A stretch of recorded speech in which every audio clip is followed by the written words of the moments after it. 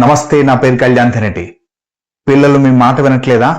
మీరు చెప్పింది వాళ్ళకి అర్థం కావట్లేదా? అయితే మనం పద్ధతి కొంచెం మార్చుకుందామా? అదేంటి, మనం పేరెంట్స్గా పద్ధతి ఎందుకు మార్చుకుంటామనే డౌట్ వస్తుంది.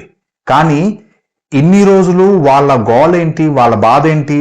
అమ్మా నాన్న నా మాట వినట్లేదనే ఓ బాధతో వాళ్ళు మన మాట వినకుండా ఉంటున్నారని మనం గ్రహించామనుకోండి, ఫస్ట్ ఒక చిన్న మార్పు చేద్దాం మన సైడ్లో. ఎందుకంటే వాళ్ళు ఎంత చెప్పినా వాళ్ళకి ఎక్కట్లే కదా. అందుకే మనం ఏం చేయాలంటే ఈ చిన్న టెక్నిక్ ఫాలో చేయండి, తప్పకుండా రిజల్ట్ కనిపిస్తుంది.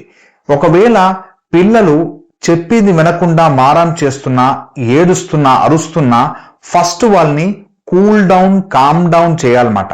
అంటే వాళ్ళని నెమ్మది స్థితికి తీసుకురావాలంటే వాళ్ళు నుంచోకూడదు, వాళ్ళని ఒక ప్లేస్ లో కూర్చోపెట్టండి. ఇది ఇంపార్టెంట్, ఫాలో చేయండి.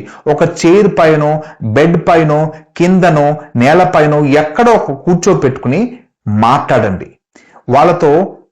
సెకండ్ మేజర్ పాయింట్, ఫస్ట్ ఏమో కింద కూర్చోబెట్టి మాట్లాడాలి. సెకండ్ మేజర్ పాయింట్, వాళ్ళ కళ్ళలో కళ్ళు పెట్టి చూస్తూ మాట్లాడండి. మీరు వాళ్ళని చూసేటప్పుడు వాళ్ళకి మీలో ధైర్యం కనిపించాలి.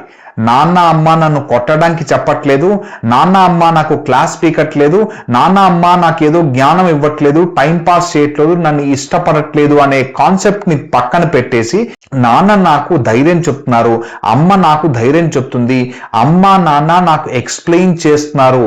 అందుకే ఎప్పుడైనా చూడండి, అమ్మకో నాన్నకో ఎవరికో ఒకరికి కనెక్ట్ అవుతారు బాగా. ఎందుకంటే వాళ్ళ వేవ్ లెంత్, వాళ్ళ మనస్తత్వాలు అమ్మ ఆర్ నాన్న మనస్తత్వాలు కలిసి ఉన్నాయి కాబట్టి అందుకే వాళ్ళు చెప్పేటప్పుడు ఈ పిల్లలు వింటారు. వాళ్ళ ద్వారా చెప్పించడానికి ట్రై చేయండి, తప్పకుండా రిజల్ట్ ఉంటుంది.